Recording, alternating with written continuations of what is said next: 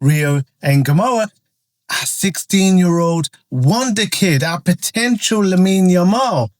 Did you know he was with Chelsea for a whole bunch of years before Liverpool wrestled him away? We're going to talk about that. We're going to talk about how he's the youngest ever goal scorer in the league for Liverpool. And we're going to talk about a new contract that he may be getting. I'm Lawrence on Liverpool, a brand new Liverpool fan channel. Very quickly, I'm trying to reach 1,000 subscribers before the end of the year.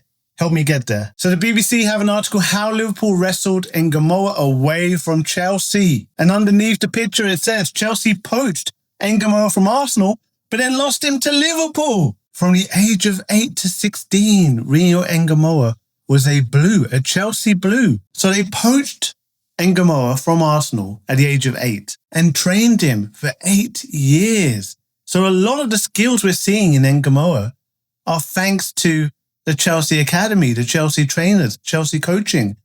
And they've done a great job. He's an exceptional talent with a whole load of skills that, honestly, many players above his age, even playing in his position, don't have. And then Liverpool came and took him. In academy circles, Ngumoha has been the talk of English football for the last 5 years or so. So has he been tipped as the cream of the crop of young English talent coming through? Last September, he left Stamford Bridge in shock as Liverpool wrestled him away from Chelsea. He turned 17 on Friday, that's in 2 days, and then he'll be able to sign his first professional contract. So why was he so sought after? Can you see? Can you use your eyes? Because the guy has incredible dribbling technique. He is snapping defenders' ankles because he's twisting and turning them so easily. He's completely unpredictable. His confidence is through the roof. He's so direct in his running. And then he can also finish, as we saw with that goal, where the whole stadium is against him scoring that goal in the last few minutes of a match after a very tense affair. He's just come off the bench. He's not even fully warm. The ball was going to Szoboszlai. He wasn't even 100% sure it would be dummied through to him. And it does. And it's coming through to him. And now it's just you and the goalkeeper and tens of thousands of fans screaming at you to miss. And to have that composure and score at 16 is incredible. So that's why he's so sought after. But what happened at Chelsea? How did they lose him? Decided to leave Chelsea because he believed the pathway on offer was better at Liverpool. At Chelsea, Ngumoha was regarded as the best player in his age group, but he was still not sure whether he would get enough early chances in the first team. And if you think about how many players in attack Chelsea have bought, you have to wonder, where would he ever get minutes? I mean, there are some incredible attackers at Chelsea who aren't getting enough minutes. Apparently he was offered reassurances and future contracts, but he didn't quite believe it. And apparently one source says he was never made to feel special. He is special. One example given was that although he was amongst the youngest players to play in an under-18 match for Chelsea, he found himself not getting enough of those opportunities and believed he could play multiple age groups above his own.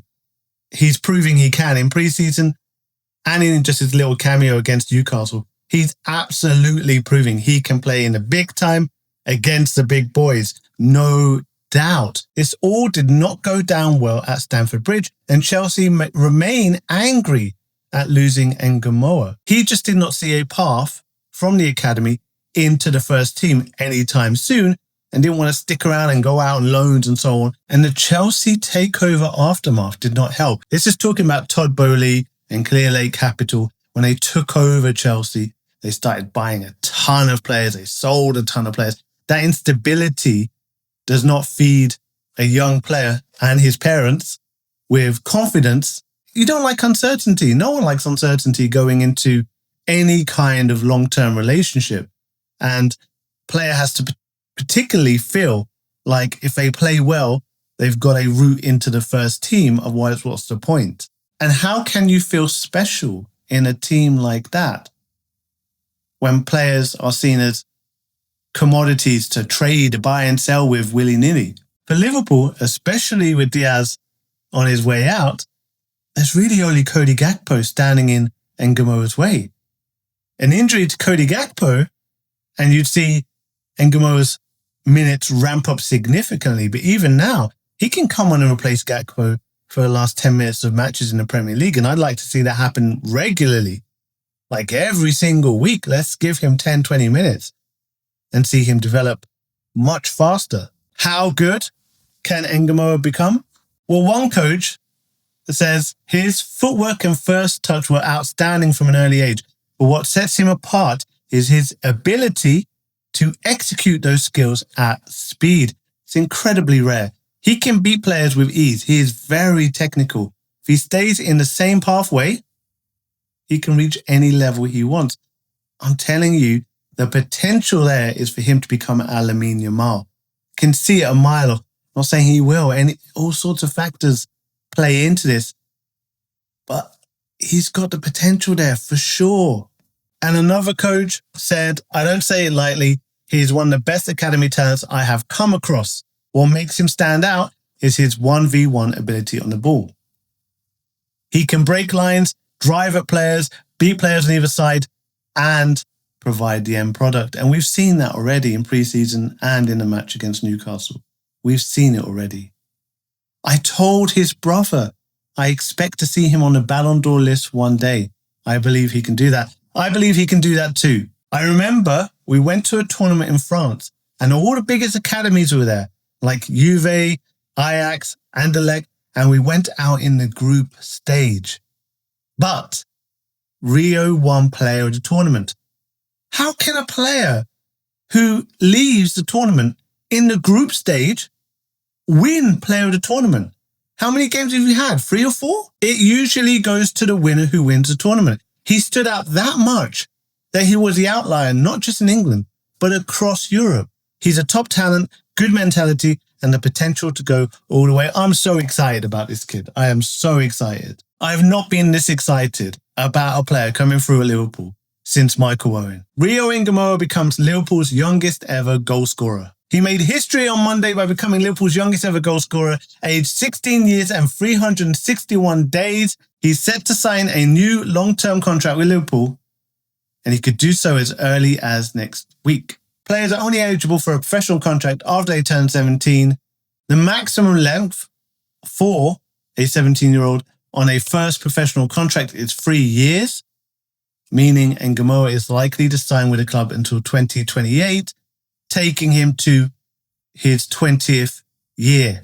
Such is the belief in Ngumoha that Liverpool have not entered the market for a direct replacement for Luis Diaz. After watching the pre-season matches, I was already convinced, and after Monday night against Newcastle, I'm like, no, give him the second left wing spot after Cody Gakpo. Just give it to him. We don't need Rodrigo. We don't need anyone else. Just let him thrive. Having made clear his ambition to win the Ballon d'Or in the future and conviction that he will do so, there could have been concerns over Ngumoha's motives as a young player. But there is a sense that the youngster is firmly switched on and focused on his development at Liverpool, with that drive showing in his post-match interview with All Red video. He says, I'm 16, but I don't want my age to show that I can't play with the older players. I want to prove a point that I can play with not just people my age, but many ages above. There are people at the club always helping me, and I'm always learning and improving, so I can't complain. I just want to make one point about this before we go, that from what I've seen in pre-season, Ngumoha typically just tries to take on one player to open space up for someone that he will then lay the ball into. He's done that multiple times into Ekitike and Gakpo and Darwin Nunez in pre-season. I don't think he's a selfish player. I think he is a team player, which makes it even better. All right, thanks for watching. Share your thoughts about young Rio in the comments below. Once again, I'm trying to reach 1,000 subscribers before the end of the year. If you're still watching, give me a little subscribe and I appreciate it. I'll speak to you again very, very soon. Take care. Bye-bye.